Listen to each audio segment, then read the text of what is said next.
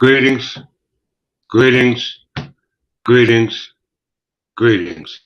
It is I, your king, King Clifford Jefferson, a student of Godfrey, the fifth Caliban Jew, son of folk, ruler of Jerusalem. I am the reincarnation of King Edgar the Peaceful, which we know is Jesus Christ reincarnated in the flesh.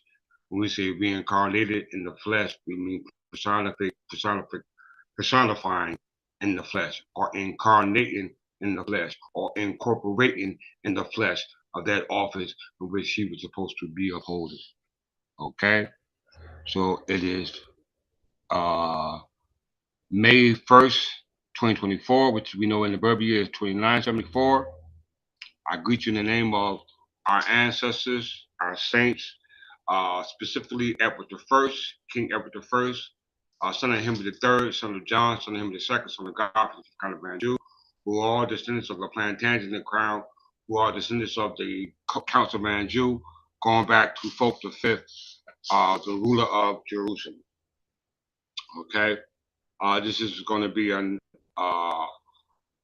another lecture based upon what the previous lectures that was brought forth by me, your king. Hopefully you're able to stay afloat with this information. I'm not gonna try to hold you long. At the same time, I want to make sure that everyone that's viewing me at the sound of my voice are abrupt on what's being brought forth to them. I bring this message in the name of my queen, Sister Galveston, from the House of Galveston, as well as my officers, Archbishop from the House of Belmont, as well as my countesses, Countess Searchy, as well as all those who are help assisting in the upliftment of the Anglo-Saxon Berbers in regards to the records that are preserved. Okay, the records that are preserved. All right, this is going to be a beautiful lesson. So I hope my moderators who join me today be able to keep the chat in line, as well as if there's any questions, please bring them forth so I might be able to answer them in this totality. Okay, so without further ado, let's get started. This is based upon us being as Anglo Saxon Berbers. Okay, Anglo Saxon Berbers. When we say Anglo Saxon Berbers, we're not talking about with Moors. We're not talking about with Arabs. We're not talking about with Africans. We are Anglo-Saxon Berbers. We're not Negroes, blacks, colors, Ethiopians. We're Anglo-Saxon Berbers. Okay, it's very important to understand that, and that's the reason why we cling to that is as a result of our calendar, the Berber calendar. He who writes your books set your timeline. Time never was when we were not. The life of time began, the time will come when we will be no more. Okay?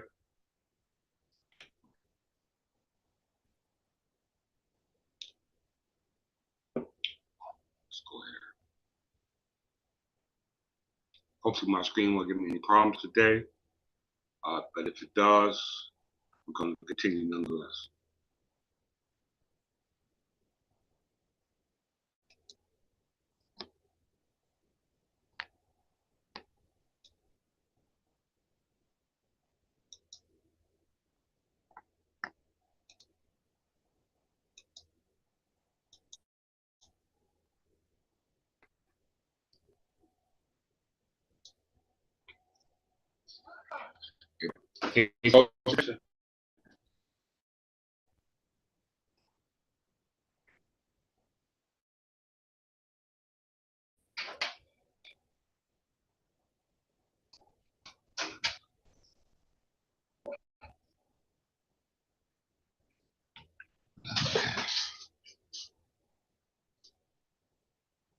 Berber histories, family crest, and coats of arms.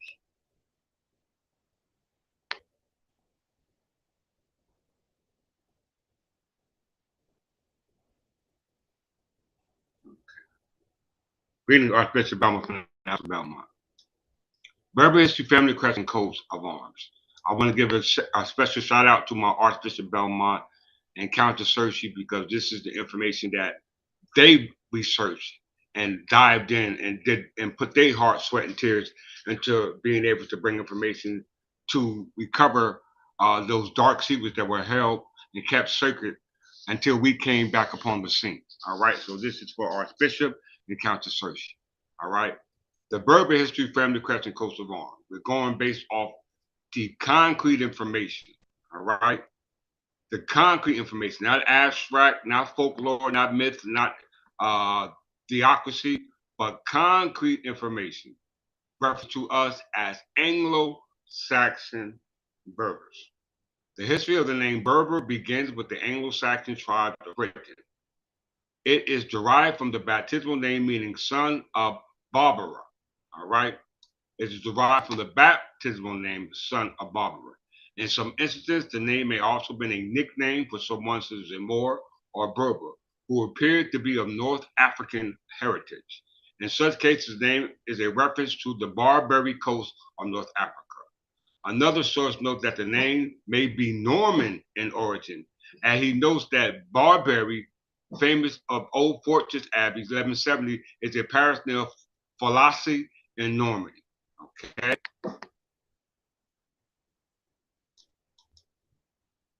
The surname was first found in London. All right.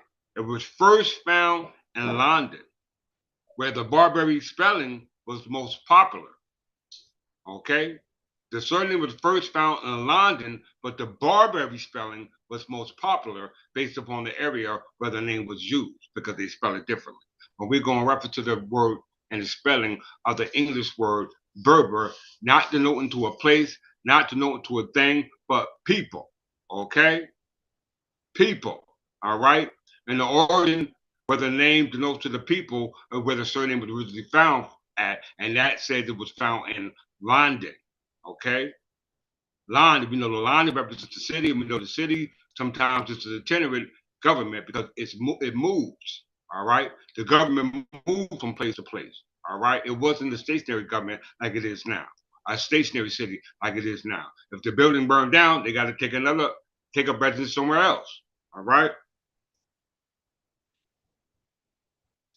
it was first found in London. Okay, first found in London.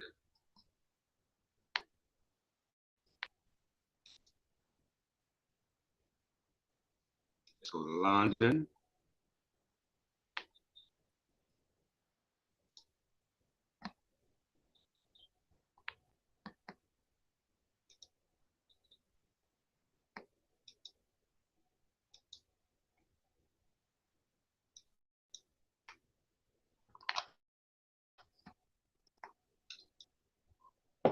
London.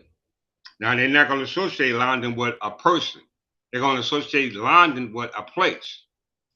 And it says two places. So that, as I said before, the city and the government or the municipality, i.e. the city where the government sits at, is a movable government, which we call an itinerant court. Everyone look that word up if you don't know what it means. The ancestors of the name London date back to the Anglo-Saxon tribes of Britain. The name is derived from the London family lived in the region of London. London is a habitational name from the broad category of surnames that were derived from place names. They were derived from pre-existing names of towns, villages, parishes, and farmsteads. Other local names are derived from names of houses, manors, estates, regions, and entire counties. Okay. In the English, the surname London was first found in Berkshire, but there are two distinct thoughts as to the origin of the name. All right. The first is that it was derived from Anglo-Saxon name London, or the Middle Welsh as London or Londine, as mentioned above. Now, all those who want clarification, you can look up London, and which is, as I said, it's an itinerant court, meaning it's a moving government because you had two Londons. You had Londinium, which was the Rome, going back to Constantinople. I mean, Rome, which founded Constantinople, and you had London Wick, which was the territory that was encompassed by the Kingdom of Kent and the Kingdom of Wessex. Okay, the Kingdom of Kent and the Kingdom of Wessex. We know the Kingdom of Kent goes back to the word to the individual called Ethelbert of Kent. And we know that the word Kente is comes from Kent. Okay? Kent and Kente sound very similar, I might add. All right? So it says the surname London was first found in Berkshire. We know that the word Berber is found in London. If you look at it, origin in Scotland, derived from what they call, and you see the Scottish Spanish banner there. All right. Greetings, Countess Searchy.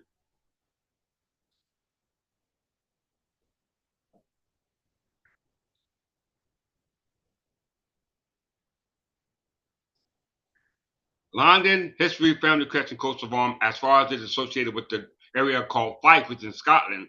The surname London was first found in Fife, where they had settled after the Norman conquest. You hear that? After the Norman conquest. The Norman conquest was in 1066. And prior to 1066, the only kings that ruled there were Berber kings. All right. The first English reading our year was in 1066 with William the Conqueror. All right. This is early ancestors recorded in Normandy were Williams, Roberts, Delandres, who were registered in 1180. The estate of London, which formerly includes the greater part of the parish, belongs to the Londons from the time of David I to the reign of William the Lion, King of London, which formerly included the great part of Scotland, when it passed by marriage to the heirs of that family into the possession of Robert, son of the minor.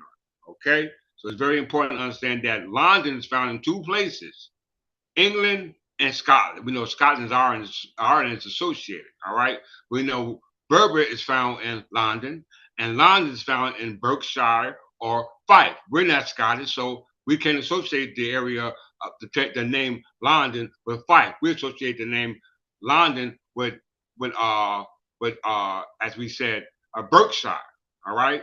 And we know the word Berber comes from what's found in London, all right? And we know London's in Berkshire, all right? And don't forget Kente Kente, who was a Berber. Name goes back to Kent, who was in the area called Kent when they were invaded in the 6th century by the Roman Catholic Church under Pope Gregory I through the Gregorian mission to convert all the Anglo-Saxon Berber into Christianity. Okay? We must understand that history. Without it, you're lost. Okay?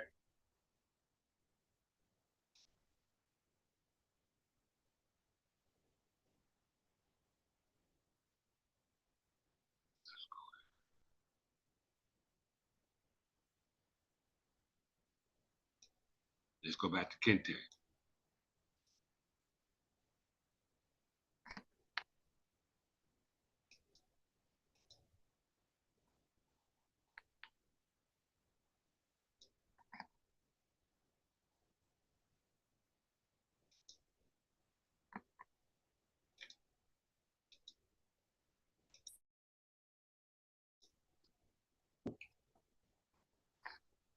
Kente, history, family crest, and coat of arms. The original name Kente name live with the England ancient Anglo-Saxon culture. It comes from where the family lived in the county of Kent, i.e. a shire. All right, 1 second. All right, yeah. A shire. All right, county means shire. The surname Kente belongs to the largest category of the Anglo-Saxon habitation names. You hear that? As a general rule, the greater the distance between individuals and their homeland, the larger the territory they were named after. So when we went on a crusade or went on a vacation, wherever we went, the territories or the villages or the counties where we existed, we were associated with it. All right? It said, as a general rule for us, the greater the distance between individuals and their homeland, the larger the territory they were named after. Once and for all, that's cut, clear, and dry. All right? Clear, cut, and dry. For example, people who only moved to another parish would be known by the name of their original village, while people who migrated, that's a whole different thing. Moving and migrating, moving is just no to getting up, walking, and going to another place. Migrate, which will leave us somewhere by way of, as a result of the condition that forced you to migrate. All right?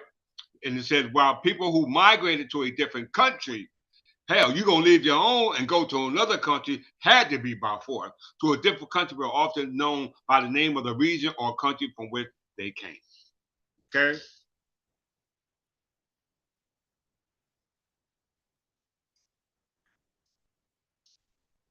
Yes, share your social accounts. All right. Was the name Kente found? The surname Kente was first found in Berkshire. Did y'all hear that? Where they held the seat from ancient time. Ancient times. Some say before the Norman conquest. The first record of this family was Thatcham, shown in the Domesday Book as King's Land, containing a church and 2 mills. This is one of the Berkshire oldest villages. So London is found in either two places: Scotland, which was under the British Empire, and England, which was under the kings of England, who were the Anglo-Saxon Berbers. Because London is found in Berkshire and Fife. The word Berber is found in London. Okay, London. All right, and London and we know Berber was found in London. Now we're looking at the word Kente, and Kente is found in Berkshire, where the word London was originated from. Go figure.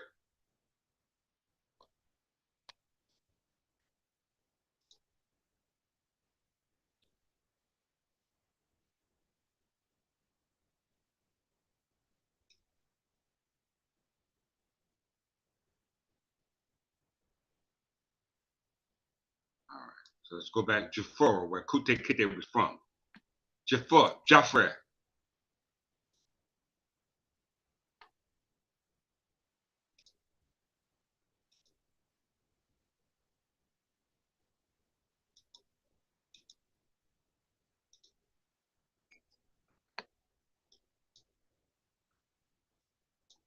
The history of the area known as Jaffa of Gambia.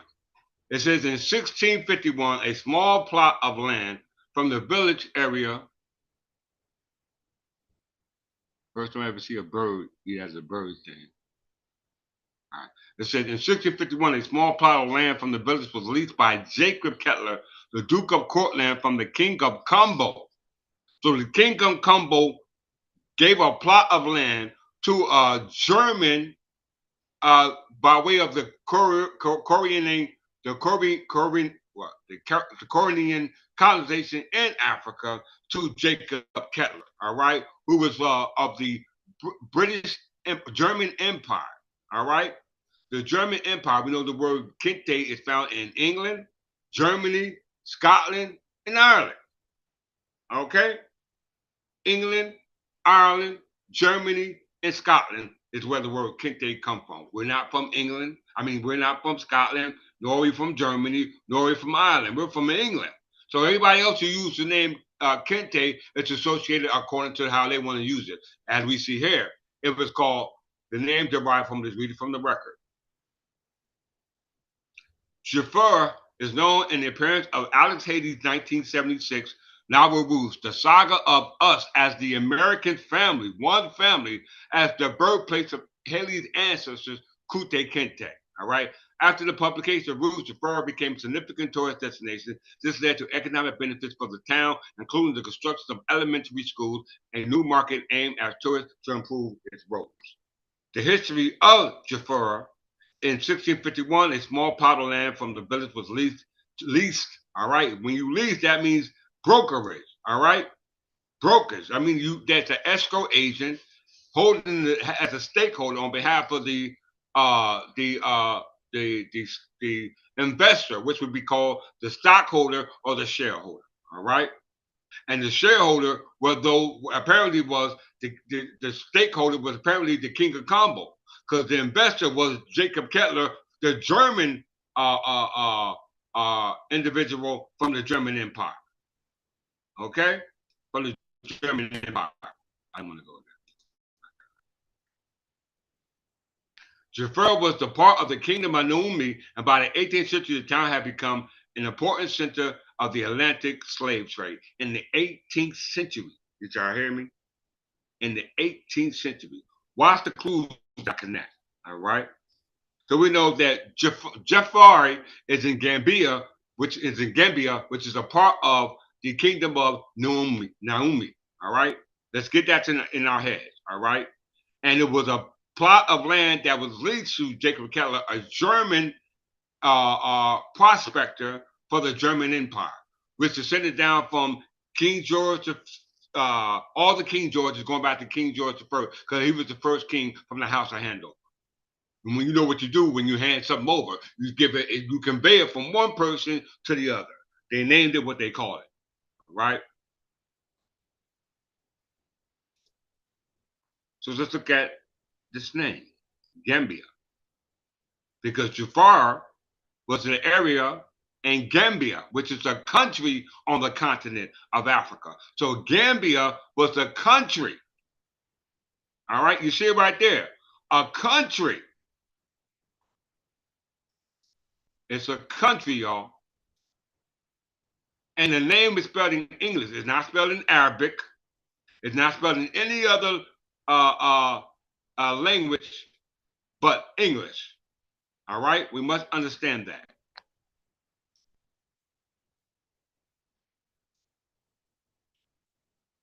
All right, let's see. So let's look at Gambia. All right, let's look at this word, Gambia.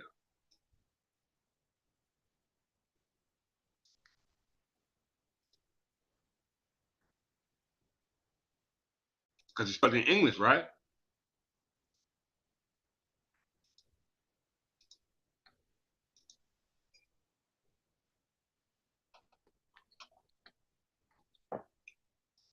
Gambia from France. You hear that? You see it. France.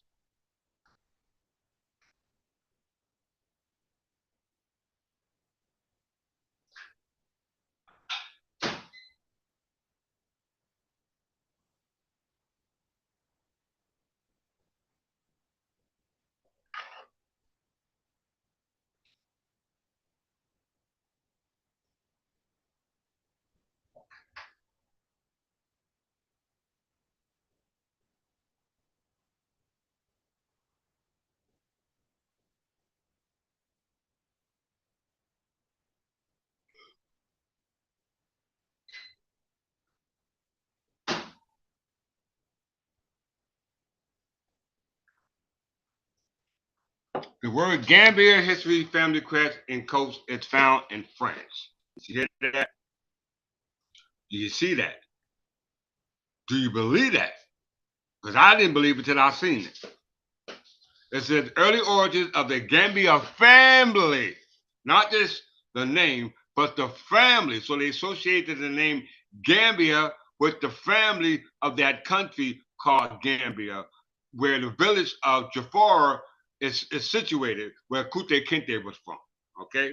The surname Gambia was first found in Normandy, French Normandy, the former Duchess of Normandy, where the family had been a prominent family for centuries and held a family seat with lands and manors. The family was well established in the region of Calvados, and several members of the family distinguished themselves through their contributions towards the community in which they lived and were rewarded with lands, titles, and letter pads confirming their nobility.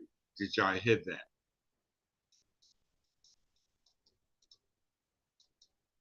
Did you see that? The surname was found where? In Normandy. In Normandy. All right. So why is this important?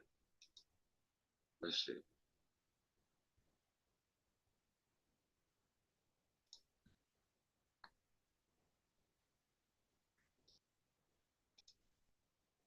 Let's look at the Maghreb.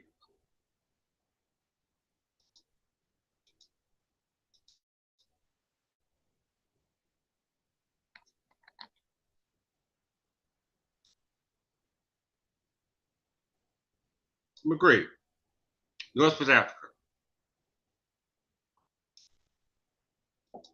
The Maghreb. They spell it in English. Then they have an Arabic spelling and a Romanized spelling, meaning the West. Also known as Arab Maghreb. Maghreb. Arabic, they have an Arabic spelling. So we know English letters and Arabic letters are totally different from one another. We can agree.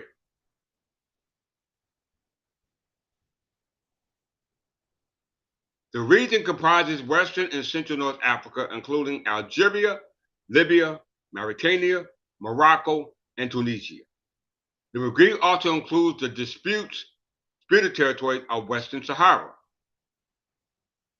1 second, y'all hold that thought. Hello?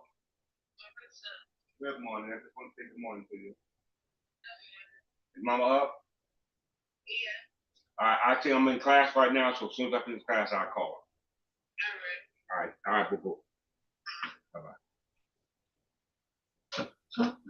Got to check in with my mama. All right. The Maghreb is usually defined as encompassing much of the northern part of Africa. All right? Including the large part of the Sahara Desert, but excluding Egypt and Sudan, which are considered to be located in the Maghreb, the eastern part of the Arab world. Okay?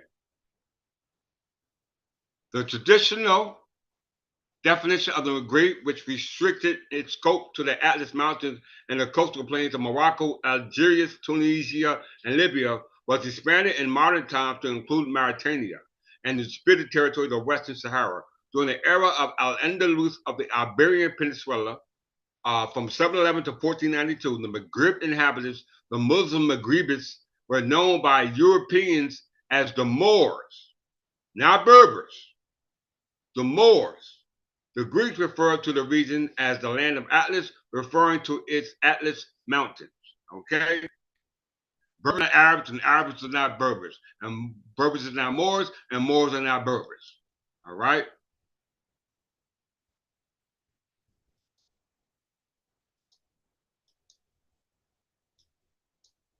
Let me go here.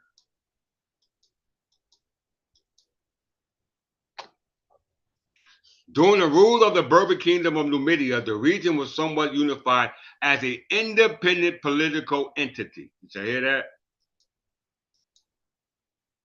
This period was followed by one of the Roman Empire's rule of influence. The Germanic Vandals invaded after that, followed by equally brief reestablishment of weak Roman rule by the Byzantine Empire. So we're going back to Constantinople. All right, we know the Ottoman Empire was associated with Constantinople. Okay, the Arab world is associated with Byzantine, and the Byzantine is associated with Constantinople. All right, the Islamic Khalifa came to the power under the Umayyad Khalifa, the Abbasid Khalifa, and the Fatimid Khalifa. The most enduring rule was that of the local Arab empires of Aghlabids, the Idris, Salahids, Salamanids, the Umayyad, Cordoba, the Hammadids, Nasrids, the Sardinis, Alvatids, the Senuscids, as well as the nomadic Berber empires of the Infanids, the Almoravids, the Almohad, Habadids, the Zirids, Muridids, Zionids, Hafsids, and Wasastids. Extending from the 8th to the 13th century, the Ottoman Empire also controlled part of the region for a period. Did you hear that? Did y'all understand that? Because apparently, I don't think most of y'all did. So I'm gonna go in on that. Okay.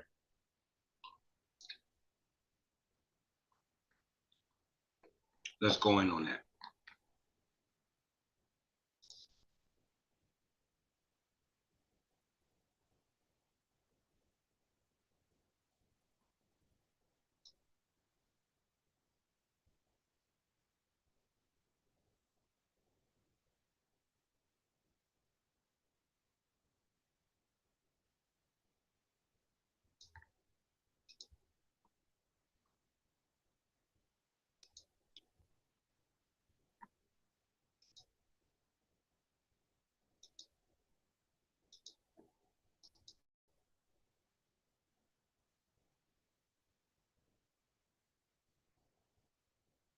(1911) Encyclopedia Britannica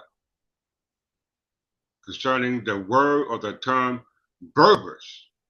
All right, we know the Encyclopedia Britannica was established in Edinburgh, Scotland. All right, Edinburgh, Scotland. Their symbol is the thistle. Okay, the Scottish thistle. All right, we know the word Berber is associated in, as they said, London. And London comes from either two places, Berkshire and Firth. And we know Firth is associated with Scotland, the ones who produced the Encyclopedia Britannica. All right, because we know Britain is associated with Great Britain, which is associated with the British monarch back in 1707. Okay, these are facts. But it says Berber is the name under which are included the various branches of indigenous Libyan races of North Africa. Since the dawn of history, the Berbers have occupied tracts between the Mediterranean and the Sahara from Egypt to the Atlantic. So that's a vast territory of land. And it's all dealing with the characteristics of who they are calling Berbers. All right?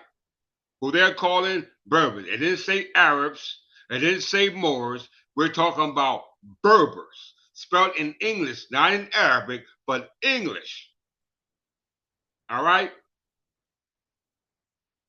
The origin of their characteristics, i.e., ethnology, the origin of the name is doubtful, though. Why? Because they're using it according to how they term the name or characterize the name, contrast to where the origin of the name come from, which we know Berkshire. Okay? London, Berkshire. Because Kente comes from Berkshire. All right? Gambia comes from Normandy because it's a French name, not an African name, not a Moorish name, not a barbarian name. All right? None of those. It says some believe it to be derived from the word barbarians, employed first by the Greeks and later by the Romans.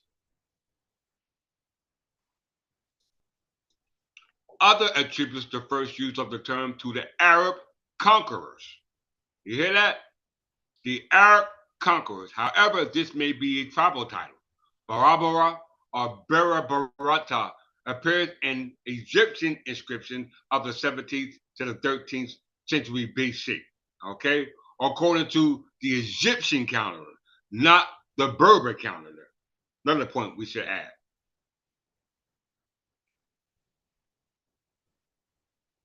And the Berbers were probably intimately related with the Egyptians in very early times. Okay, thus the true ethical name may have become confused with Barbary, the designated naturally used by classical conquerors. Okay, so the classical conquerors prefer the name Barbary, Barbara, Barbarian. Okay, these are your Roman, your Greeks, your Arabs.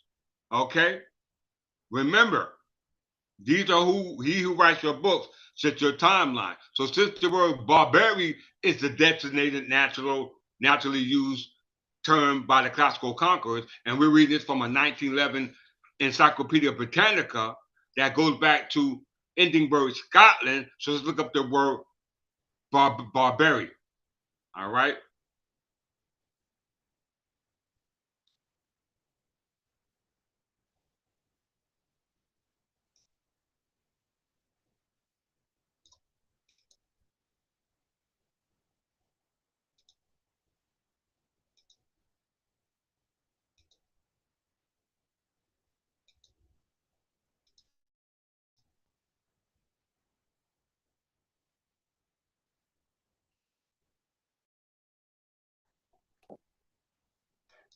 Barbary, history, family crest, and coats of arms.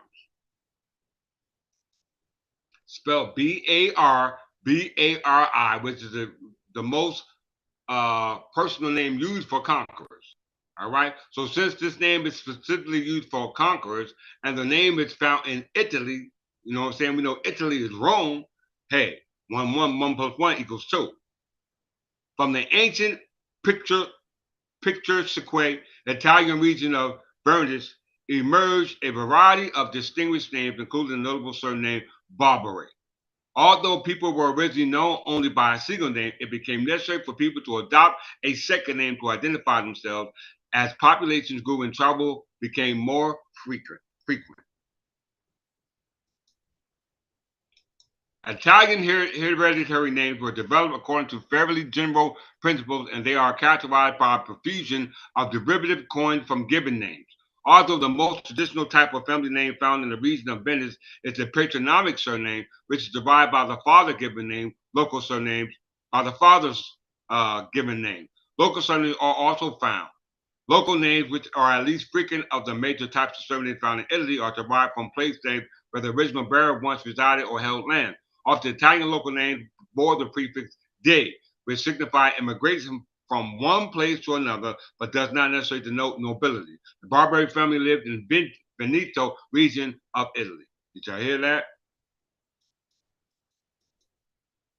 Frederick Barbarossa, also known as Frederick I, was the Holy Roman Emperor from 1155 till he died in 1190. Elected King of Germany in March 752 and crowned in Aachen. He was also crowned King of Italy in April 1155, then Emperor of Pope Adrian IV in June 1155. Okay, so there you have the history concerning the name Barbary, Italian name contrast to the term Berber, okay, which originated from London, and London's found in either two places, Berkshire or Firth.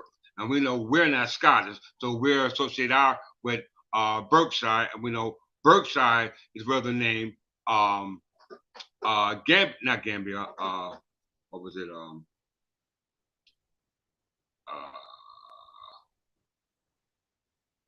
London originated from. London originated in Berkshire. All right, so let's move on.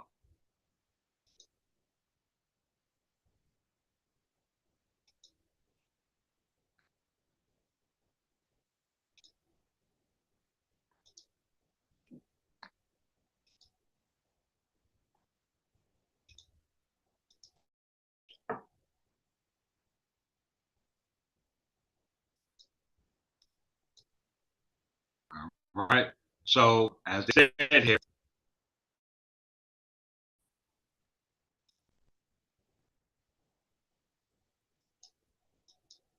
thus, the true ethical name may become confused with Barbary, the designation now used by classical conquerors. All right, classical conquerors. Thus, to the Egyptians, they were known as the Libu, the Mashuasha, the Tamahu, Tehenu, and the Kahaka. A long list of names is found in Herodotus, and the Romans called them Numide, Quatili, and Mori, terms which were have been derived respectively from the Greeks, nomads, the name Wilola of a great Berber tribe, and in the Hebrew, Mahor Western. All right. So everybody got these names for the Berbers, but don't associate that name with the ethnicity of those who their proof and evidence is based upon that counter. Okay, because these names were given by either the Egyptians, the Greeks, or Romans, as he just said. All right, or the Hebrews. To speak of more modern times, here goes some more names. There could be enumerated the Zoahu, Zahua, if I'm pronouncing that wrong, forgive me, and the Jabelia of Tripoli and Tunisia. All right, so these are more people who are associating their name with Berbers of Tripoli and Tunisia. All right, then it said the Chawia, the Kabils, and the Benai Mazab in Algeria, the Shulu, the Chalua, and the Amazigh Berbers of Morocco, the Tariq, and the Orsaga, and the Sorgu, etc., of the Sahara. All right? These tribes have many sub-tribes, each with a distinctive name. These tribes have much sub-tribe parts of each with a distinctive name. Among the Asgar, an important division of the Tariq, one of the noble or free tribes styled as Orgrahim. If I'm pronouncing wrong, please forgive me. It is said to descend from the tribe named Agraha. The Agraha, or Africa, is in ancient times occupied the coastland near Carthage, and some scholars derive the word Africa from these names. So they're saying in this 1911 Encyclopedia Britannica said that the name Africa originated from Africa or Abraha, if I'm pronouncing it right. But you can look it up for yourself and make that distinction and determination for yourself. All right. Either way, it's associated with Rome. Okay. In regards to the ethnic relations of the Berbers, there has been much dispute until this day. The antiquity of their type is evidenced by the monuments of Egypt, where their ancestors are pictured with the same comparatively blonde features which many of them still display. This is the result of amalgamation. All right. The Aborigines of the Canary Islands, the Gaunties, would seem almost certainly from the remains of their language to have been Berbers. But the problem of the actual origins of the Berber race has not yet been solved. We know that the Berber race over here, whether you talk about Africa, Europe, or here in North America, was a result of uh, forced sexual contact with foreigners, okay?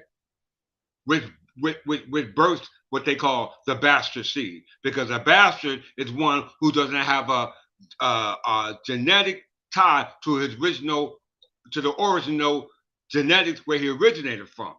Okay, very important. You're dealing with genes, genetics. All right, we ain't all the same, y'all. We're not all the same. It says, but the problem of the actual origin of the Berber race has not yet been solved.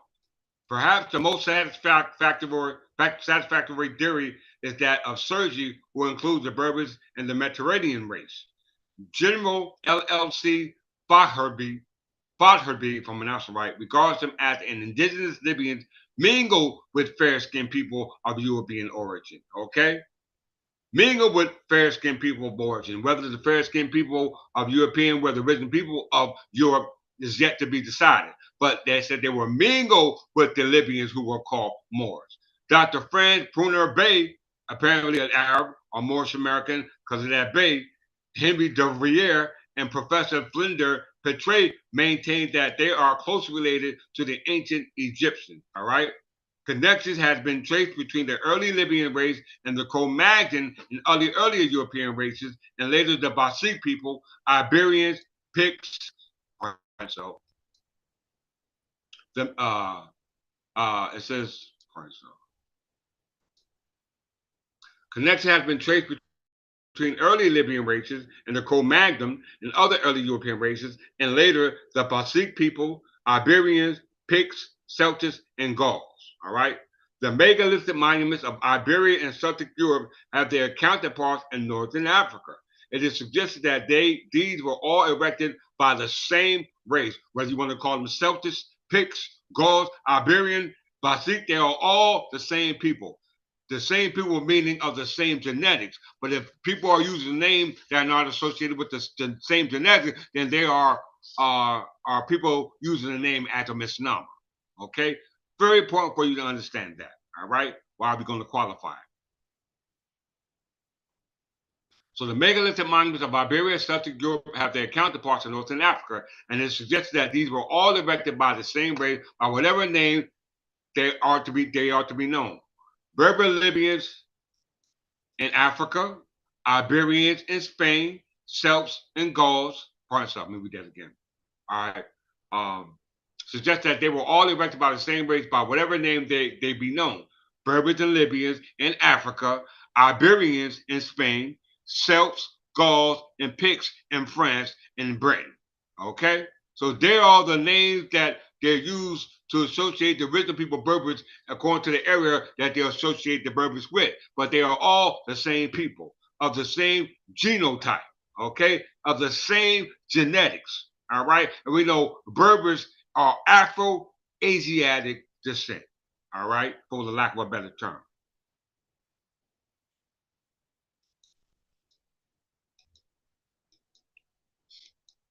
In spite of history of foreign conquest, all right, the Phoenician, Greeks, Romans, Vandals, Arabs, and French, the Berbers' physical type and the Berbers' temperament and nationality have persisted since the Stone Age.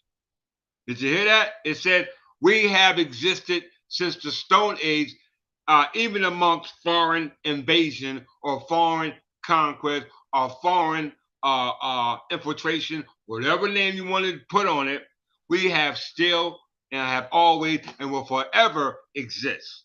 All right, as a result of our characteristics. All right.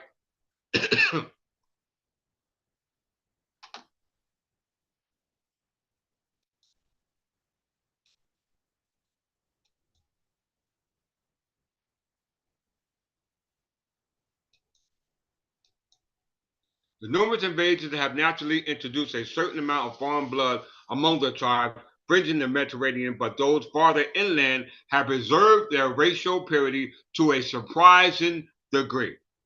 All right. So those who are inland versus outland, I mean coastal, have preserved the genetic ties as a family versus those who live on the outskirts as a result of foreigners' invasions. Foreign invasions. Though considerable individual difference of type may be found in every village, the Berbers are distinctly a white race, and the majority would, if classed in European customs, pass unchallenged as Europeans. So they're telling you, if we don't dispute the fact that those who are claimed to be Berbers are not Berbers, then they're going to associate these people with the white race. But we know the white race is associated with what? A color of skin. A color of skin versus the dark color of skin. All right, and their characteristics, i.e., ethnic features, i.e., ethnology. All right, very important. So we must challenge it, and we are challenging it today. Dark hair and brown or hazel eyes are the rule. Blue-eyed blind are found, but their frequency has been considerably overstated. Did you hear that? Did you hear that? The invaders, let me read that again. Dark hair and brown or hazel eyes are the rule, are the standard, are the requisite, are the parameters that we use in regards to genetic ties. Though blue eyes blondes are found, but their frequency has been considerably overstated. Did you hear that? Look at the words they're using. The invaders who have most affected the Berbers race are the Arabs, but the two races with a common religion, often a common government. All right? One is under their common unity and one is under our common law. All right? We know common law was established by the Plantagenet crown. The foundation of the common law was started by Alfred the Great. All right? And we were warned with these Arabs from the time of the kingdom of Kent, the kingdom of Wessex, the Plantagenet crown, all the way up to the Angevin crown, dealing with Edward I through the 8th and the 9th Crusade. Okay? The 8th and the 9th Crusade. We're going to qualify. All right? We're going to qualify. Let's see what they say. It says the invaders who have most affected the Berber race are the Arabs, but the two races with a common religion, often a common government with the same tribal grouping, have failed to amalgamate to any great extent, which is a plus. Sorry. This fact has been emphasized by Dr. R.G. Latham, who writes, all that is not Arabic is the kingdom of Morocco. All that is not Arabic in the French provinces of Algeria, and all that is, let me read that again. All that is not Arabic in the kingdom of Morocco, all that is not Arabic in the French provinces of Algeria, and all that is not Arabic in Tunis, Tripoli, and Fezan is Berbers. I repeat, all that is not Arabic in the kingdom of Morocco, all that is not Arabic in the French provinces of Algeria, and all that is not Arabic in Tunis, Tripoli, and Fezan is Berber. The explanation lies in a profound distinction of character. The Arab is a herdsman and a nomad. The Berber is an agriculturist and a townsman. The Arab has built his social structure on the Quran, which inculcates absolutism, aristocracy, and theocracy. The Berbers, despite his nominal Mohammedanism, is a democratic with his Jimna or Wittenma, and his Qanun or unwritten code, the Magna Carta of the individual liberties as opposed to the community's good. Okay? The Qanun forbids no sort of exercise of individual will, so long as it's not inimical to the rights of other individuals. We're talking about the Magna Carta. All right? The advertising of the Berbers is indeed limited to little beyond the conversion of the latter to Islam. The Arab transported to the soil which does not always suit him. so far from thriving tends to disappear, whereas the Berber becomes more and more aggressive and yearly increases in numbers. At present, he forms at least 3/5 of the population in Nigeria, and in Morocco, the proportion is greater. The difference between the Berber and the Arabs of the Barbary state is summed up by Dr. Randall McCleaver in the following words. The Berber gives the impression of being, as he is, the descendant of men who have lived in sturdy independence, self-governing, and self-reliant. The Arab is a degenerate offspring of a race which only from its history and past records can claim any title to respect. Cringing, venal, and variousness, dishonest, the Arab combines all the faults of a vicious nature with those which a degrading religion inculcates or encourages. Thank you, Countess. Encourages. The Berber, on the other hand, is straightforward, honest, by no means averse to money making, but not unscrupulous in the method which he employs to this end.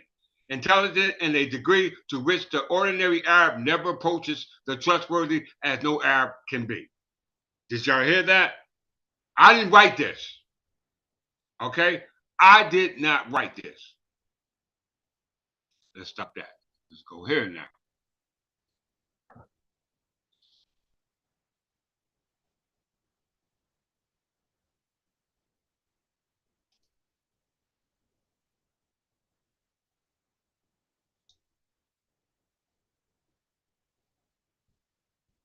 Oh, you know I am counter searcher. You know I am.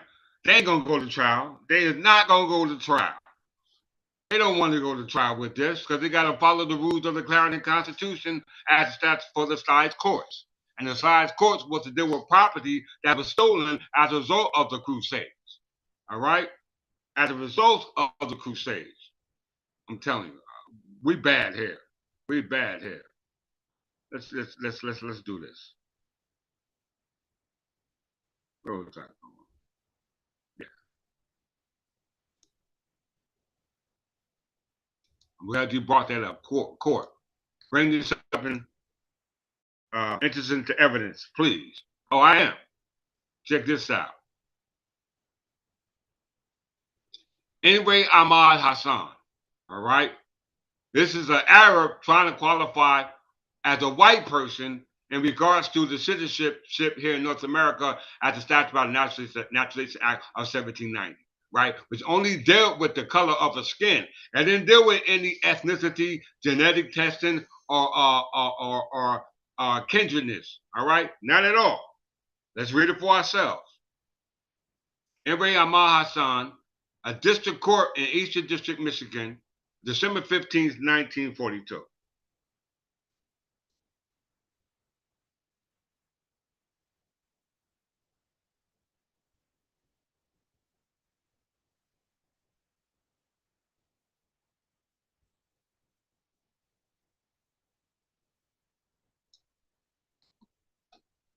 Right here. Everybody see this?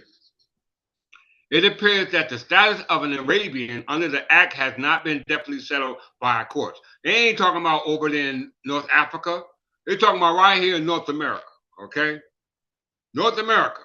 It appears that the statute of the Arabians under the act has not been definitely settled by the courts. The decision of this court in the United States versus Ali is not precisely in point because the defendant Ali, in the case at the time he was admitted to citizenship, claimed to be a high caste Hindu, but later in the proceedings to cancel his citizenship, claimed that although he was a native Indian, he was an Arabian and Arabian blood by remote ancestry.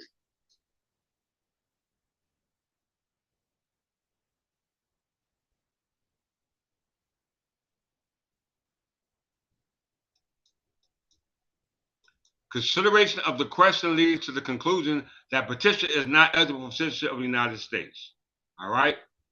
The court is of the opinion that when seeking the citizenship is in fact clearly not white of skin, a strong burden of proof devolves upon him to establish that he is indeed a white person within the meaning of the act. It would appear that the petitioner's skin is of a somewhat darker complexion than that of the Arab, that of many Arabs. All right. However, this court does not rest its decision on that ground, but rather upon the grounds that the Arabs as a class are not white and therefore not eligible for citizenship. In the view of the evident intent of Congress, as interpreted by the Supreme Court in the Dean case, supra, the court should be presented with a convincing case before it holds a person of Asiatic stock to be white. Apart from the dark skin Arab, it is well known that there are parts of the Mohammedan world and that a wide gulf separate their culture from that of predominantly Christian people of Europe. It cannot be expected that as a class they will readily intermarry with our population and be assimilated into our civilization. Do you hear this? Do you hear this? They're taking up the issue here in American court in regards to being associated with the white race here, because the white race here in North America is not associated with any nation or country, because the nation or country here in North America before the white race got here was of Anglo-Saxon Berber. I'm going to prove it, because the Anglo-Saxon Berbers from Kent all the way up to King Edward I, right, which is the one who helped protect the estate through the 8th and the 9th Crusade when they were dealing with those Berbers of Tunisia, not the Arab Berbers, because it said all that is Arab, all that is of Morocco, all that is of Tunisia, Tripoli, associated with Arab. Other than that is Berber, okay? And we're not Arabs, we are Berbers, Anglo-Saxon Berbers, and the Anglo-Saxon Berbers were at war with the Arabs in the 8th, from all the way from the 1st to the 9th Crusade War. Okay, we're going to prove it. And the Crusade Wars are still going on right now. Still going on right now. The small amount of immigration of these people to the United States is in itself evident of the fact Arabia, moreover, is not intermediately contiguous to Europe or even to the Mediterranean. It's true that most of the Arabian Peninsula, including Yemen, is outside the zone from which Asiatic immigration to this country is excluded. The Supreme Court in the Dens case pointed out that Congress could not have intended that natives from the excluded zone could become American citizens. However, it does not follow that all those outside the excluded zone are white persons under that act. You hear me? Y'all hear me? Y'all don't hear me. Y'all do not hear me. To summarize the approach which must be followed in deciding whether a particular person applying for citizenship is a white person within the meaning of the statute the Naturalization Act of 1790, as interpreted by the Supreme Court, is necessary to determine first the particular group or racial subdivision to which the individual Arab belongs. In practical effects, proof of this fact is a matter of genealogy. Did y'all hear that? Genealogy. All individuals who present an aberration from the color of skin of the group of which he is a member, such as a light-skinned Chinese or Japanese or dark-skinned Anglo-Saxon, does not thereby acquire different status under the act from other members of his group. Of course, when an individual applying for citizenship has skin of a different color than the individual members of the group from which he claims to come, a strong burden proof then rests upon him to show by the usual methods of providing genealogy that he is in fact a member of that group. Okay? So you got to prove you are a Berber. In order to prove that, you got to be associated with the English Church of England. All right? Because we got government laws, we got statutes, we got legislation, we got history, we got evidence to support who we are. I'm reading it to you right now. All right? And they're not associated with Moors or Arabs, Muslims, etc. Because Jamin was of the what they call Wittenma, which is our body of politics, our government. We call it Witten. They're associated that with the Berbers. Then they said the Kanun was the code of the Magna Carta. So automatically they're talking about the Plantagenet crown, because all that was established by Henry II. Son of Godfrey, the 5th Count of Manchu, son of Paul, ruler of Jerusalem, where the Crusades took place. All right? Who else knows this like this? All right, so let's get on. All right. Of course, when the individual applying for citizenship has the skin of a different color than is usual for a member of the group from which he claims to come, a strong burden of proof then rests upon him to show the usual methods of approving genealogy, and that is that he is in fact a member of the group. After the individual has been traced into his group, the second question which the court must answer and whether so it says this needs to be brought up in a court of law. Not just out there on the streets, on YouTube, talking about who you are. We talking about a court of law, and we are raising the issue in a court of law. We got a docket number concerning these issues that we're talking about right now in this class. We have a docket number, okay? It says, after the individual has been traced into his group, the second question which the court must answer is whether the member of a group is as a whole or a white person, as Congress understood the term in 1790 when they first enacted that statute. In declaring this latter question, according to the statute of the 1790 Naturalization Act, in deciding this latter question, the test is not how the group in question will be classified by ethnologists, as we've seen in the 1911 Encyclopedia Britannica, who may have made a study of racial origin, but rather what group of people then living in 1790 with the characteristics then existing were intended by Congress to be classified as white person. Applying this principle to the court, the court finds that petitioner is an Arab and that Arabs are not white person within the meaning of that act. Okay? Over here, over there, or anywhere. All right?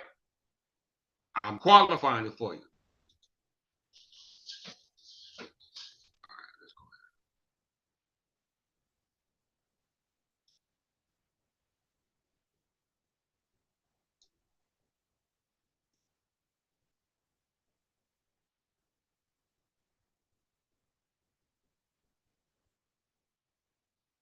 So let's go back to Gambia.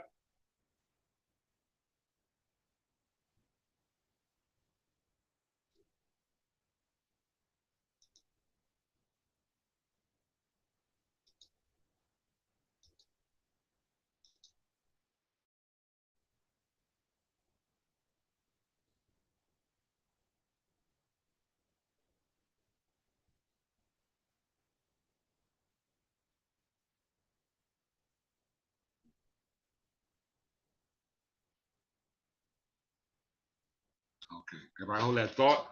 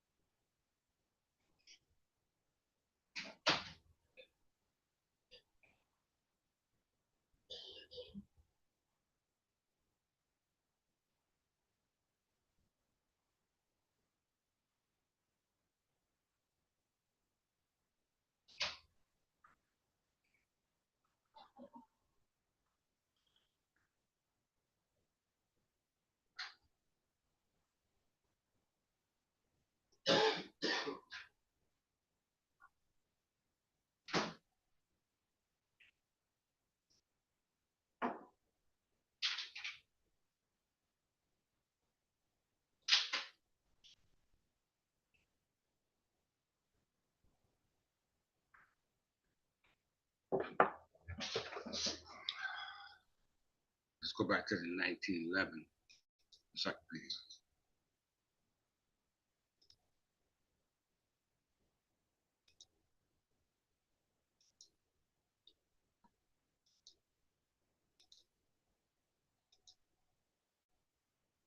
So if any Moors watching this, any Arabs watching this, any white people who I don't care who you are, if you're watching this, you need to realize this.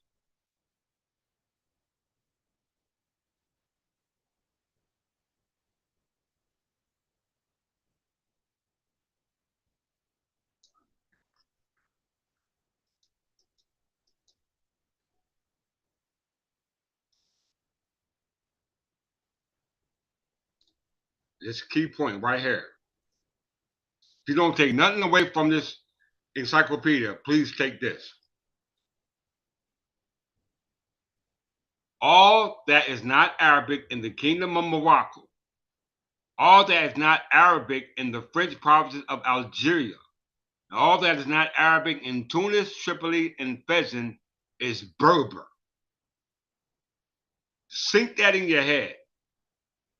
Because there's a difference between an Arab and a Berber. There's a difference between an Arab and a Berber.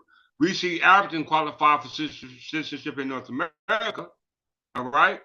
And when they look at Anglo-Saxons, they associate them with the dark-skinned Anglo-Saxon if you're looking at it from a characteristics based off color, okay? So I want to go back to this case one more time. Anyway, versus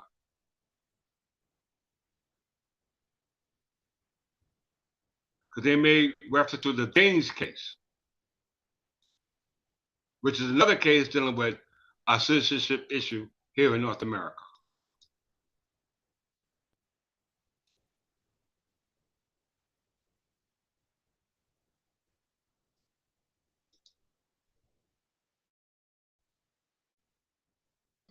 Now, versus Bagat and Danes. All right, same issue arises.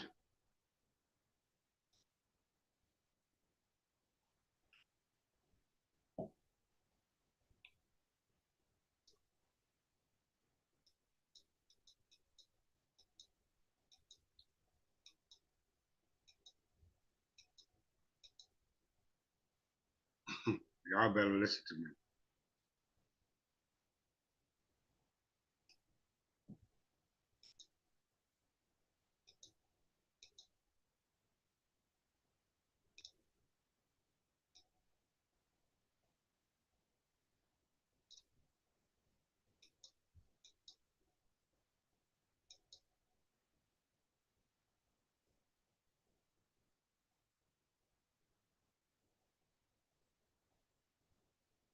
What if any people of primarily Asiatic stock come within the words of the section we do not deem it necessary now to decide? There is much of origin of the historic development of the statute to suggest that no Asiatic whatever was included. All right? So all y'all calling yourself Asiatic nations, you better stop talking that. The debate in Congress during the consideration of the subject in 1870 and 1875 are persuasively of this character, i.e. ethnology. In 1873, for example, the word free white person was unintentionally omitted from the calculation of the revised statute. This omission was supplied in 1875 by the Act to correct the error and supply omission. In 18 Statute C 80, page 318, when this act was under consideration by Congress, effort was made to strike out the words quoted, and it was insisted upon the one hand and conceded upon the other that the effect of their retention was to exclude Asiatics generally, all right, from citizenship. While what was said upon the occasion, to be sure, furnishes no basis for judicial construction of the statute, it is nevertheless an important historic incident which may not be altogether ignored and the search for the true meaning of the word, which are themselves historic. The question, however, may well be left to the final determination until the details have been more completely disclosed by the consideration of particular cases as they from time to time arise. The word of the statute, it must be conceded, do not readily yield to the exact interpretation, and it is probably better to leave them as they are than to risk undue extensions or undue limitations on their meaning by any general paraphrasing at this time. What we now hold is that the word free white person are words of common speech to be interpreted in accordance with the understanding of the common man, synoptically the word Caucasian, only as the word is properly understood. As so understood and used, whatever may be the speculation of the ethnologists, it does not include the body of people to whom the appellee belongs. It is a matter of familiar observation and knowledge that the physical group characteristics of the Hindus render them readily distinguishable from the various groups of persons in this country commonly recognized as white. The children of English, French, German, Italian, Scandinavian, and other European parentage quickly merge into the mass of our population and lose their distinctive hallmark of their European origin. On the other hand, it cannot be doubtful that the children born in this country children born in this country of Hindu parents would retain indefinitely the clear evidence of their ancestry. It is very far from our thought to suggest the slightest question of the racial superiority of inferiority. What we suggest is merely racial differences and is of such character and extent that the greater body of our people instinctively recognize it and reject the thought of assimilation. Okay?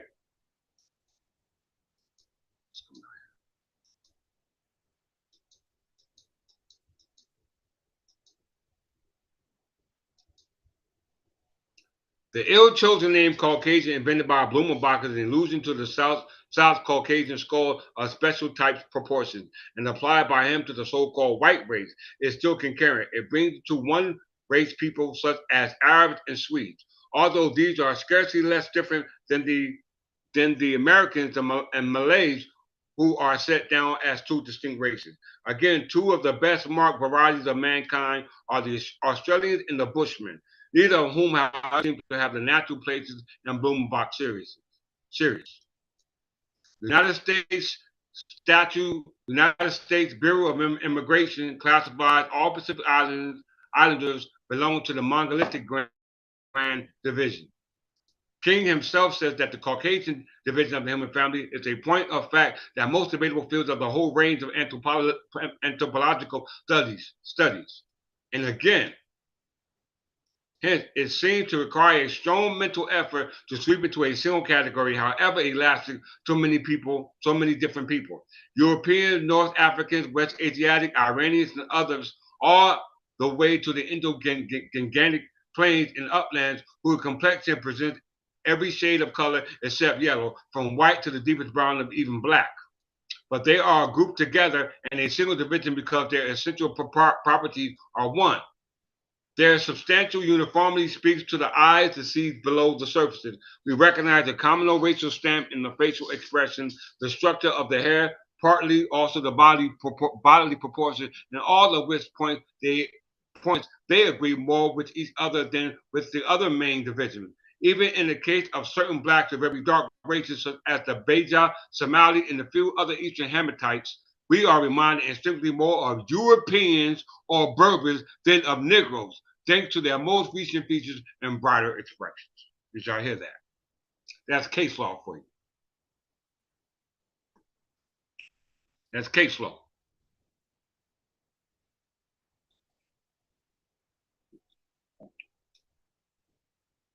Let's go to the evidence.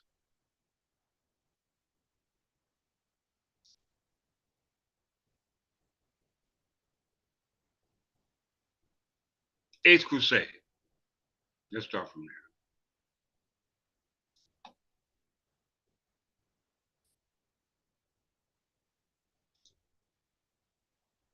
The crusade ends here in North America, y'all.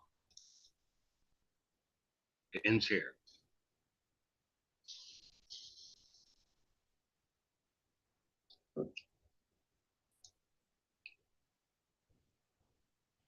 The Eighth Crusade was the second crusade. The Eighth Crusade was the second crusade launched by Louis IX of France. This one against the Hafsid dynasty in Tunisia in 1270. It is also known as the Crusade of Louis IX against Tunis, or the Second Crusade of Louis. The crusade did not see any significant fighting, as Louis died of dysentery shortly after arriving in the shores of Tunisia. The Treaty of Tunis was negotiated between the Crusaders and the Hafsids. No changes in the territory occurred, though there were commercial and some political rights gained to the Christians. The Crusaders withdrew back to Europe soon after. Okay, so we're talking about the Eighth Crusade of Louis IX. Okay, and in Tunisia and Tunis, because Tunis is the capital of Tunisia. Okay, so check out where I go with this. All right.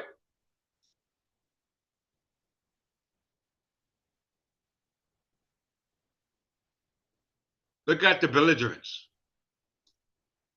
The Kingdom of France, all right, against the Hafsid dynasty. All right, so these are Arabs, and these are Anglo-Saxon Berbers. Because we know the Kingdom of France were alliance with the Plantagenet crown. All right, because we know that in 1259, right, there was a Treaty of Paris that ended the wars or the 100-Year War between the Plantagenet crown and the Capetine dynasty under Louis IX. Okay, under Louis IX, and you see Louis IX was in the 8th and the 9th Crusades. All right, the 8th and the 9th Crusade, and the 8th and 9th Crusade was in what they call Tunisia, modern Tunisia, Africa. Okay, and Maghreb. All right, and we know that was another name for Africa, but we know the original name of that territory was actually Libya or Berber land. Okay, or what we call the land of the Berbers. All right, look at the word Tunis again. Because we know Gambia is a French word. Gambia comes from France.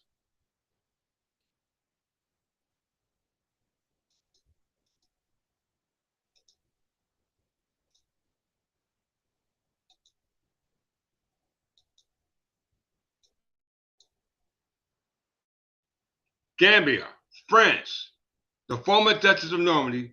So the name Gambia is not only from France, but it was found in Normandy. Did y'all hear that? Okay. Found in Normandy. Let's look up Tunis.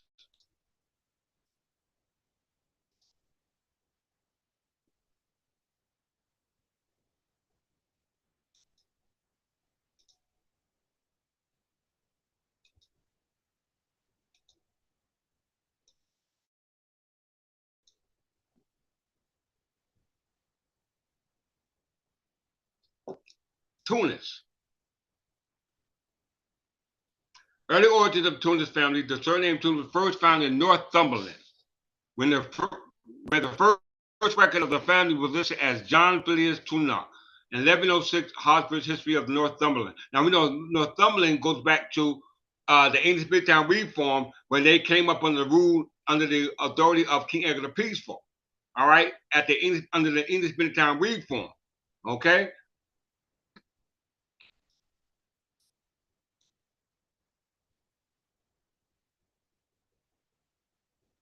So we see the name Tunis is found in England, Northumberland. Who can dispute that? Okay, who can dispute that? So if Tunis is found in Northumberland, and Northumberland was under the rulership of the kings of Kent, and we know Kute Kinte name was found in Kent until they became the kings of Wessex. All right, and we know the kings of Wessex were the ones who ruled Northumberland when it was when they defended themselves against Viking invasions. And we know those Viking invasions were those who brought or forced Christianity upon us. All right, these are facts, indisputable facts. So let's go back to the 8th Crusade.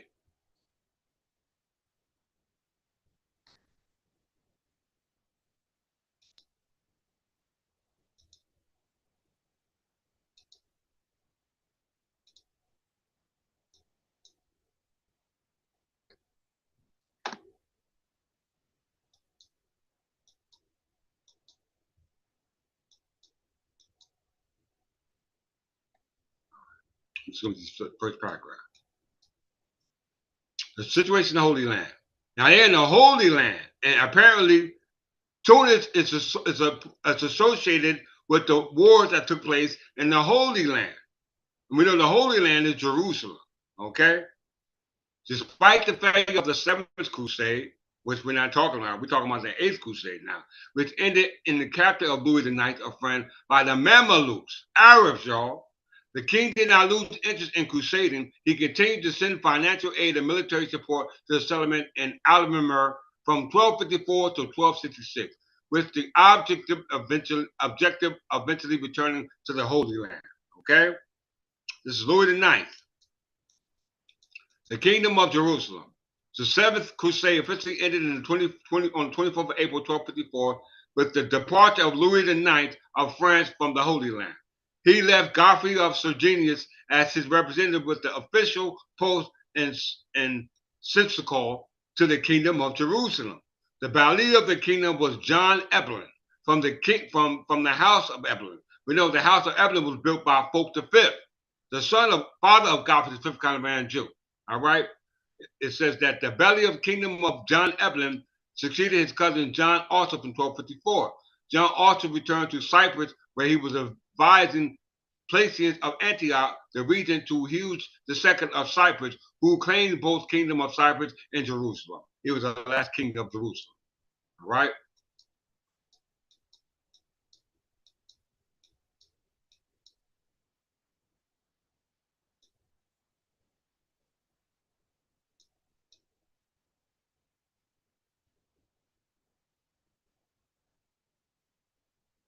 A lot of stuff going on, a lot of wars going on with Louis IX. We know Louis IX, once again, signed the Treaty of Paris with the Plantagenet dynasty. All right. And he was warm with Arabs. All right, let's go ahead. Case Crusade.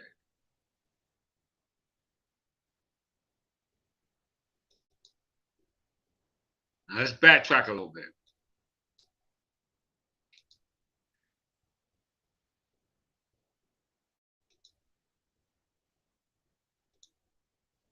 Louis IX, who participated in the 7th, 8th, and the 9th Crusade.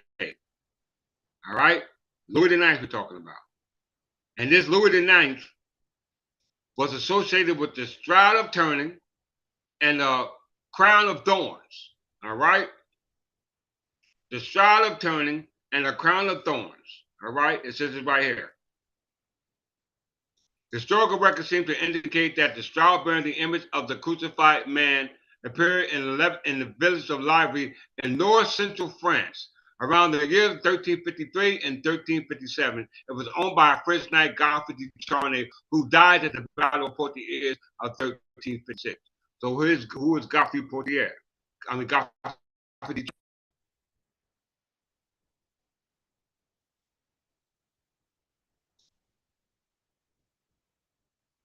Godfrey de Charnay was a third son of Jean de Charnay, the Lord of Charnay, then a major Burgundian fortress, and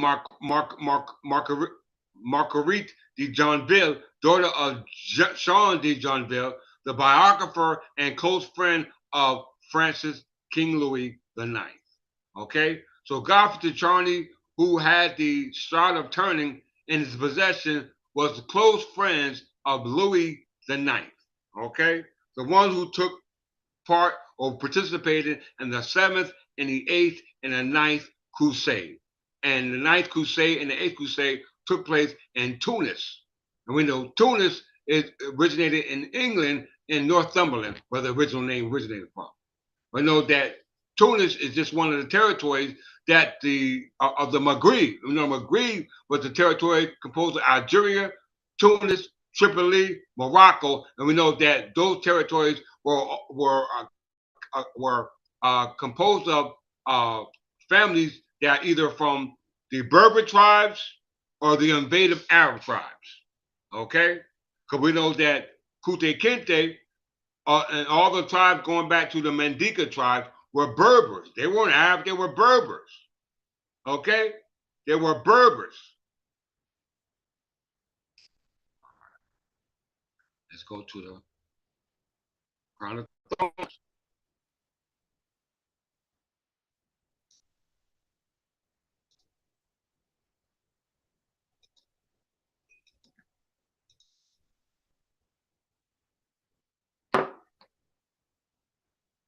Since at least around 4000 AD, a relic believed to many to be believed to be a crown of thorns has been venerated. In 1238, the Latin Emperor Baldwin II of Constantinople yielded the relic to French King Louis IX. It was kept in Notre Dame Cathedral in Paris until the 15th of April 2019. Okay, so we see Louis IX is not associated with the crown of thorns. He's also associated with the Shroud of Turning. All right, and we know this from the crown of thorns to the Shroud of Turning, which represents the resurrection of Jesus Christ, and the evidence of the Shroud of Turning in regards to the genetic material that was found on it denotes to him being affiliated with the Berbers, all right, which is associated with the family that his long lost family, which is associated with what we call the story concerning the Golden Grail. All right, the Holy Grail part of not the Golden Grail, the Holy Grail, even though the cup was gold. All right, so let's move forward. Going back to the Eighth Crusade. Before we do that, let's just deal with Louis IX.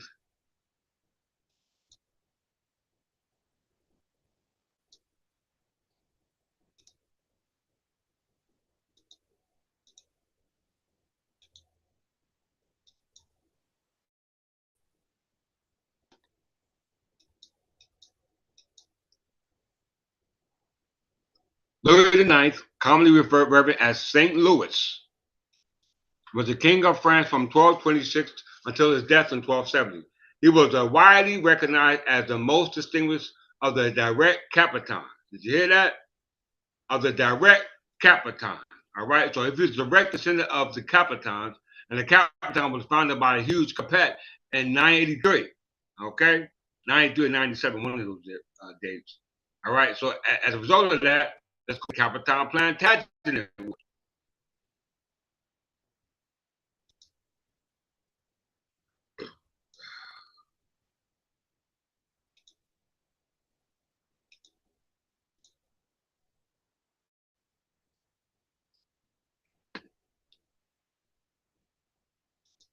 The Capital Plantagenet was a series of conflicts and disputes that covered a period of 100 years, from 1159 to 1259. You hear that? From 1159 to 1259, during which the House of Capet ruled the Kingdom of France, fought the House of Plantagenet, also known as the House of Anjou, rulers of the Kingdom of England, over the Plantagenet and Angevin Empire, which at its peak covered around half of the territory within France. Some historians refer to this series as the events of the First 100-Year War. Did everybody hear that? The First 100-Year War. All right.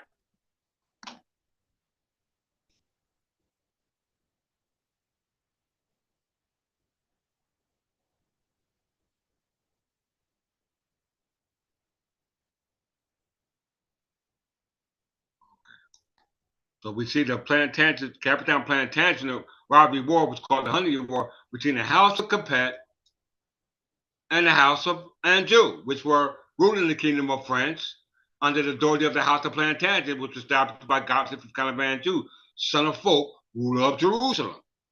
Okay? Ruler of Jerusalem. So let's go to the Treaty of Paris of 1259.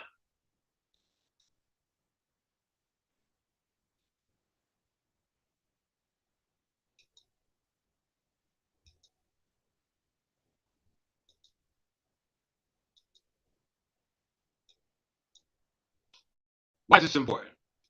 The Treaty of Paris, 1259.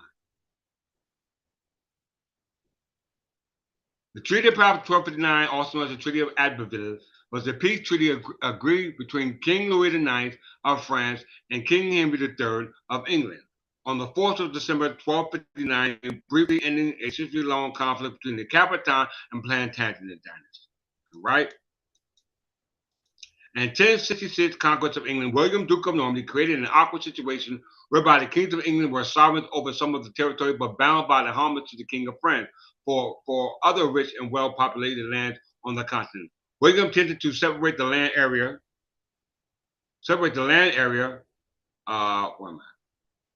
William attempted to separate two areas between his heirs by subsequent fighting and inheritance, not only reuniting England and Normandy, but greatly expanding the English territory with France. King John's refusal to answer Philip II of France for the murder of his nephew Arthur gave Philip a pretext for recovering Normandy in 1204. And we know the word Gambia is from Normandy. The English recovered the Channel Islands and remained in control of Aquitaine. However, in despite the 1217 Treaty of Lambeth, both the English and French kings continually engaged in war and conquest and reconquest over Normandy and their boundaries. Okay? That's the Treaty of Paris of 1259. Very important. Why? Let's go back to the Crusades.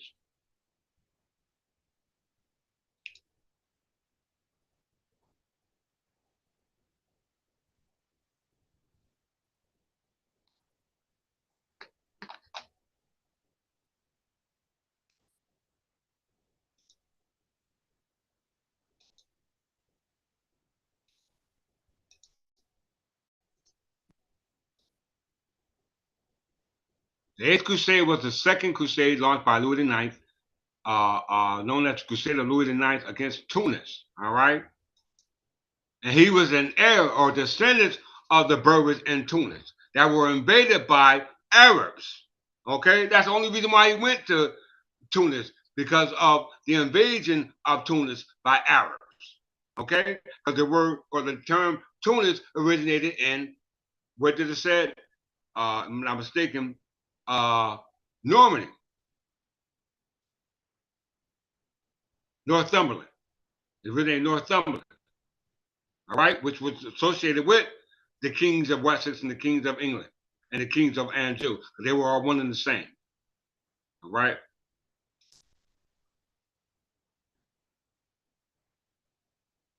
The Crusaders did not, the Crusades did not see any significant fighting as Louis died of dysentery shortly after arriving in the shores of Tunisia. The Treaty of Tunisia was negotiated between Crusaders and the Hafsid dynasty. Okay, as you look at the belligerents, Hafsid dynasty, commanders and leaders, Louis IX and Muhammad al-Musnad. All right, all right. So since we understand that it was an eighth crusade when Louis IX initiated, all right, then there became a ninth crusade, which is called the Crusade of Edward. What was it called? The Crusade of Edward. It's called Lord Edward's Crusade. Okay, this is called the Ninth Crusade. This is very important to understand that as well.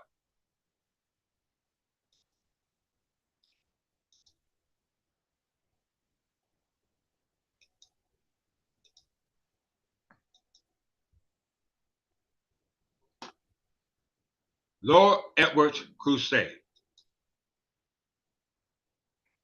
All right. Now we know the King of Jerusalem goes back to Fulk V, when he took Jerusalem from Godfrey of Bouillon, Baldwin III, Baldwin II, which were all de facto kings of Jerusalem, because they all descended down from the Carolingian, Merovingian, Capetine dynasties, and they were known as from the House of Flanders, which were known from Charles the Bald, and they were all associated with the Robertinians, all right, or the Robertinians. They're not associated with the Counts of Anjou. Very, very, very important to understand that. Edward's Crusade, sometimes called the Ninth Crusade, was a military expedition to the Holy Land under the command of Edward, Duke of Gascony, later King Edward I, in 1271 to 1272. It was an extension of the Eighth Crusade and was the last of the Crusades to reach the Holy Land before the fall of Acres in 1291. All right, brought an end to the permanent Crusader presence there. We know that the Scottish got their independence in 1290. Okay, we know that the Jews were expelled from Scotland in 1295. Once again, Scottish independence came in 1290, and the Jews were expelled from England in 1295. This is around the same time as the Crusades. All right. The Crusades saw Edward clash with the Egyptian Mamelukes, Sultan Berbers. With both achieving limited victory, the Crusaders were ultimately forced to withdraw since Edward had pressed concerns at home and felt unable to resolve the internal conflict with the remnants of outer rim territory. It also foreshadowed the imminent collapse of the last remaining Crusader stronghold along the Mediterranean coast. All right, so that means that Edward I had strongholds along the Mediterranean coast where the Mandingo tribes were associated, right? Because the Mediterranean coast is not just they're associated with the coastline of the north coast of Africa, but it goes on to the northwestern coastline of Africa, all the way back to where Jafar was associated. Because let's look at it.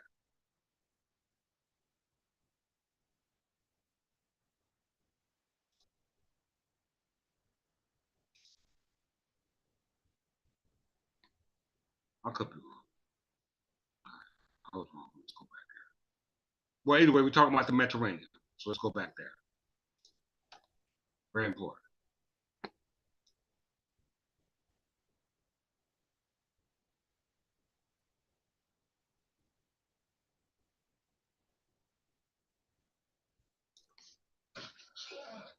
Now let's start.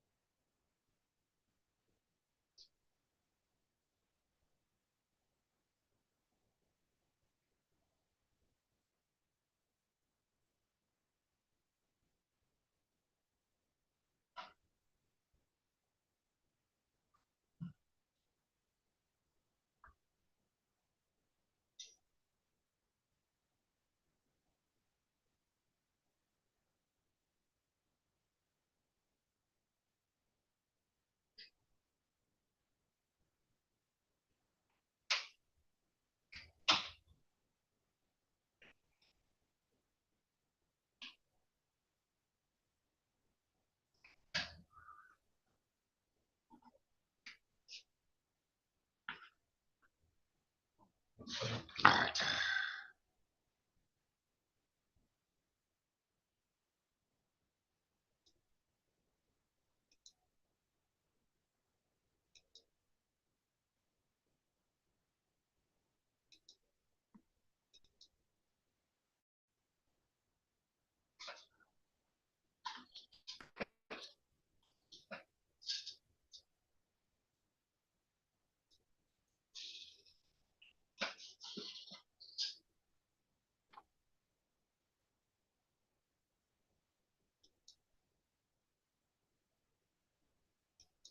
All right.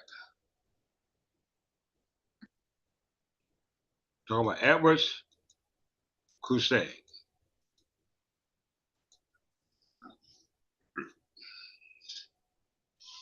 In 1268, Barbars captured Antioch, thereby destroying the last remnant principalities of Antioch, securing the Mamluks' northern front and threatening the small Crusaders' county of Tripoli. With the royal and papal approval, Edward took the cross on June 24th, June 1268. Louis IX of France organized a large Crusader army with the intent of attacking Egypt, but diverted instead to Tunis. Louis himself died there in 1270. He had loaned Edward 70,000 livres Tunisians for his crusade.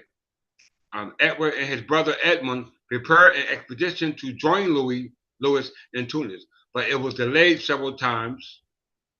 It was delayed several times in the summer of 1270 because their father, King Henry III of England, could not make up his mind whether to join it or not.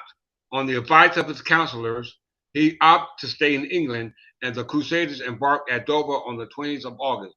Unusual for the time, they were accompanied by Edward's wife, Eleanor of Castile. Okay? Did you hear that? Eleanor of Castile. So the kings of England eyed the Anglo-Saxon Berbers, which were allowed the Plantagenet descendants, i.e., Henry II, John, Henry III, Edward I, as you see here, are warned against the Arabs. Okay? They're not only warned against the Arabs over there, but they're also warned against the Arabs over here. Okay? How we know that? Let's look at this. Right? The Treaty of Paris was signed in what year? 1295. Right? Treaty of Paris 1259. Right? The Jews were expelled in 1259, 1295. They got their independence in 1290. All right? So let's go to the Donner's condition of bus.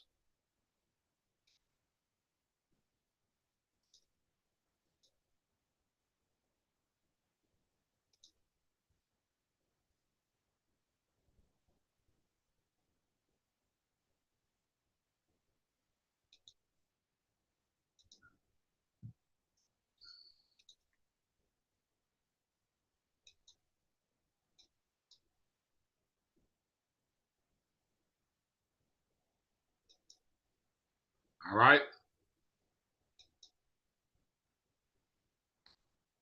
So we just read about, let's go back to the Crusades right quick so y'all can see the date.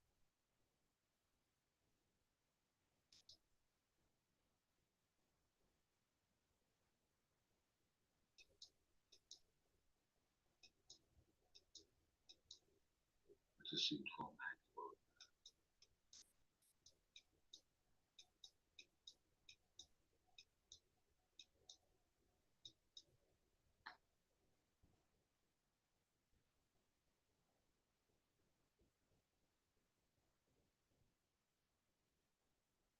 Let's go back.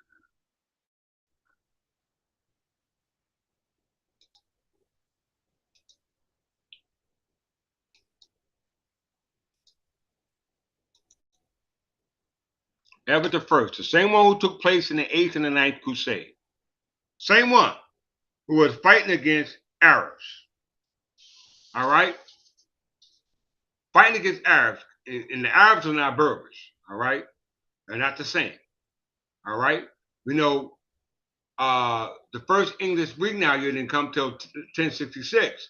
Prior to that, they were all Berbers, right? Because we know that the Berbers Jimna was called Wittenman. We know that the Kanum, which was called the Codes of the Magna Carta. We read that in 1911 Encyclopedia Britannica. Okay? So it says here, the Donors Conditions of the Donors Conditions or the Estates Entail Act of 1285 is a chapter of the English Statutes of Westminster. It originated the law of entail forbidding landowners to sell the land except to its heirs. All right. So this was passed before the Scottish were declared independence, as well as when the Jews were expelled from England. This was an act passed by Edward I of the Plantagenet Crown, who took part in the 7th and 8th Crusades to protect the estate of the Anglo-Saxon Berbers. Yes, he protected the estate of the Anglo-Saxon Berbers, not just over there in Africa and Europe, all right, but as over here as well, all right, over here as well. The Donors Conditions or the Estates Entail was an act passed by the English Statute of Westminster, which a form of entail has been known before the Norman feudal laws had been domesticated in England. The common form was a grant to a fee, which is like a landlord. All right, he wanted to receive the fee. The common was a grant to a field fee in the heirs of his body, by which limitations were sought to prevent alienation from the lineage of the first purchaser. These grants were also known as feudal conditionata, because if the donor had no heirs of his body, it would automatically revert back to the donor. This is called a sheep. All right, it was a sheep back to the crown of England. All right, the Donors Conditions was passed by Edward I. Now, why is this important? Because let's look here.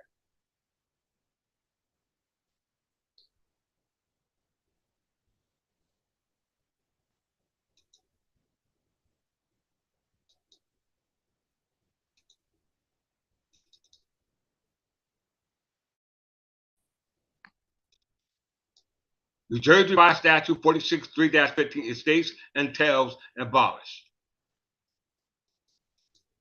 Whenever any conveyances, will, or instrument in writing shall hereafter be made, whereby any grantee, not grantor, any grantee, the one who receives or devises, the one who any grantee who devises or other person should become seized in law or in equity of such estate and real estate as under the statute of the 13th of Edward I, called the Statute of Entail.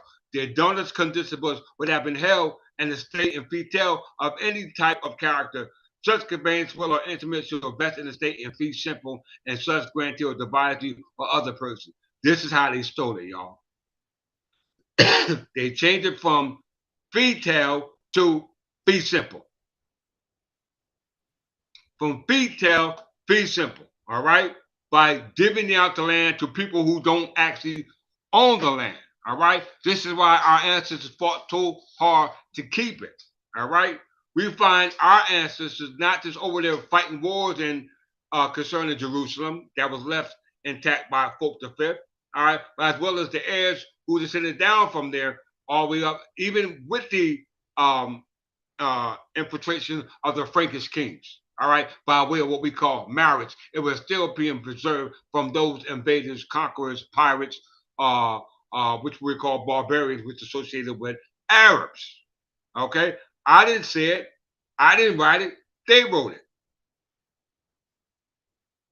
All right, so let's get into the evidence. Y'all want the evidence?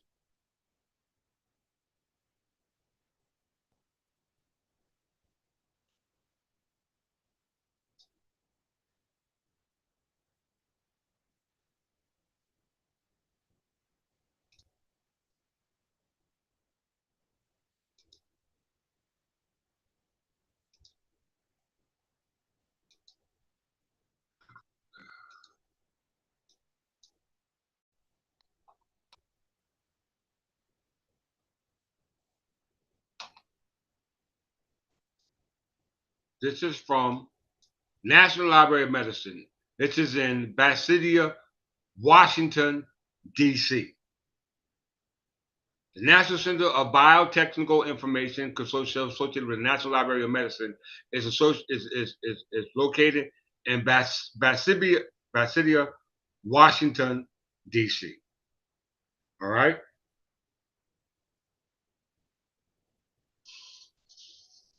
Berbers and Arabs, tracing the genetic diversity and history of southern Tunisia through genome-wide analysis. But we know Tunisia originated in Northumberland, and Northumberland came up under the guise of the kings of Wessex as well as the kings of Kent. All right, because we were defending Northumbria against Viking invasions. All right, we were defending them. All right, from the beginning of the times of Kente and Kent, right, going back to Ethelbert, all the way to the Ninth Crusade. All right.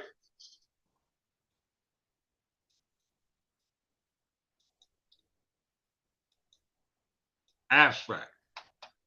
Objective. Tunisia has been a crossroad for people from Africa, Europe, and the Middle East since prehistoric time, Stone Age, as you've seen in the 1911 European Britannica. At present, it's inhabited by two main ethnic groups, Arabs and Berbers, and several minorities. This study aims to advance knowledge regarding their genetic structure using the population sampling of the genome-wide approach. We're talking about DNA. All right.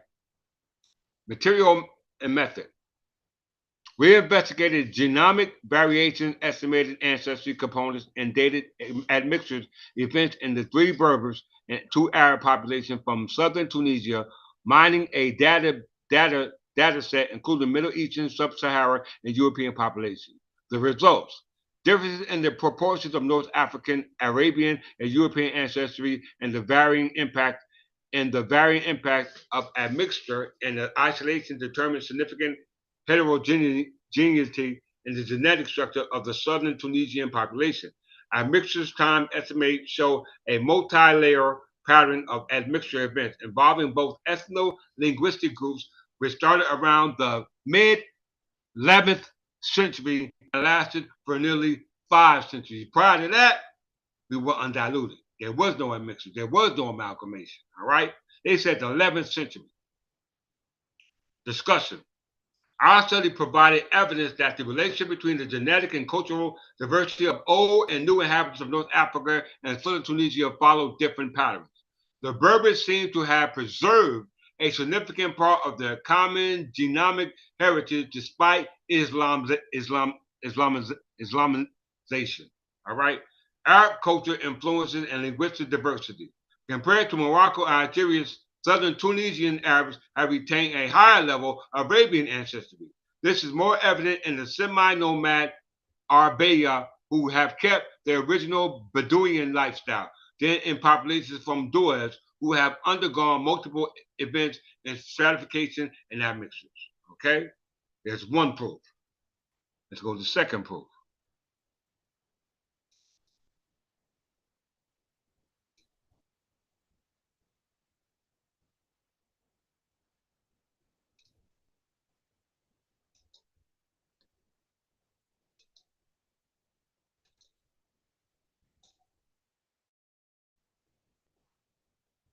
National Library of Medicine. Genetic characterization in the origin of Tunisian Berbers.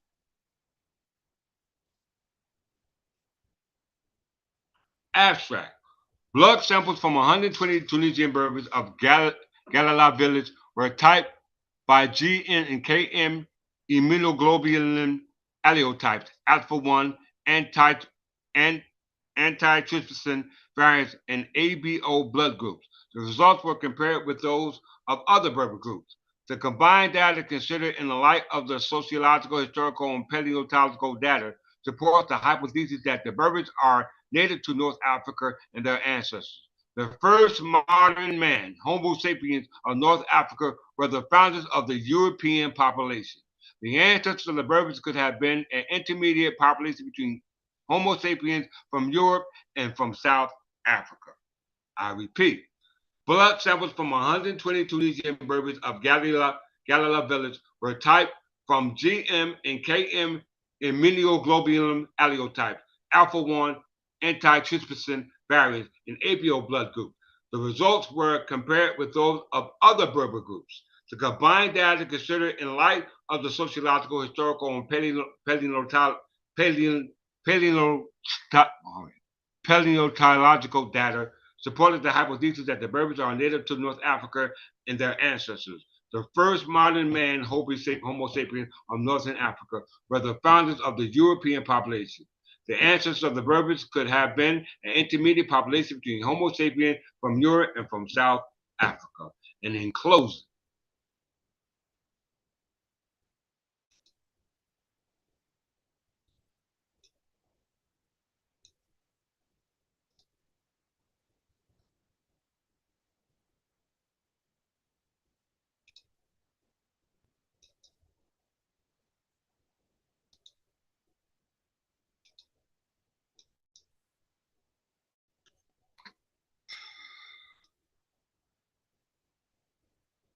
uncovering the source of DNA found on the Turin straw.